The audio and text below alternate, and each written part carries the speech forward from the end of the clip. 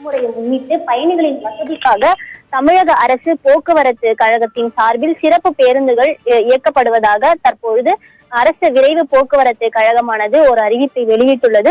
பொதுவாக ஒவ்வொரு ஆண்டும் கிறிஸ்துமஸ் பண்டிகை முன்னிட்டு அடுத்த புத்தாண்டு பண்டிகை வரக்கூடிய சூழலில் பள்ளிகளும் கல்லூரிகளும் விடுமுறை அளிப்பதாலும் பல்வேறு அலுவலகங்கள் விடுமுறை அளிப்பதாலும் பொதுமக்கள் தங்களது சொந்த ஊர்களுக்கு செல்வது வழக்கம். அந்த வகையில் எப்போதும் இந்த ஆண்டு கிறிஸ்துமஸ் பண்டிகையை முன்னிட்டு கூடுதலாக 640 கூடுதல் சிறப்பு பேருந்துகளை இயக்க அரசு விரைவு போக்குவரத்து கழகமானது தற்பொழுது அறிவிப்பை வெளியிட்டிருக்கிறது.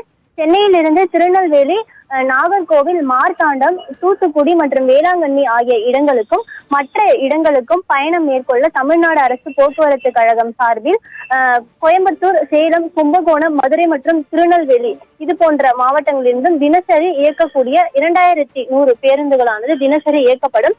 இந்த நிலையில் 2023ஆம் ஆண்டு கிறிஸ்துமஸ் பண்டிகை மற்றும் தொடர் விடுமுறையை முன்னிட்டு பயணிகள் பயன்பெறும் வகையில் தினசரி இயக்கக்கூடிய 2100 பேருந்துகளுடன் கூடுதலாக வருகிற 22ஆம் தேதி அன்று 350 பேருந்துகளும் மற்றும் 23ஆம் தேதி அன்று 290 பேருந்துகளும் என தினசரி இயக்கக்கூடிய 2100 பேருந்துகளுடன் சேர்த்து மொத்தம் 640 கூடுதல் சிறப்பு பேருந்துகளும் கிறிஸ்துமஸ் மற்றும் தொடர் பண்டிகையை முன்னிட்டு இயக்கப்பட உள்ளது.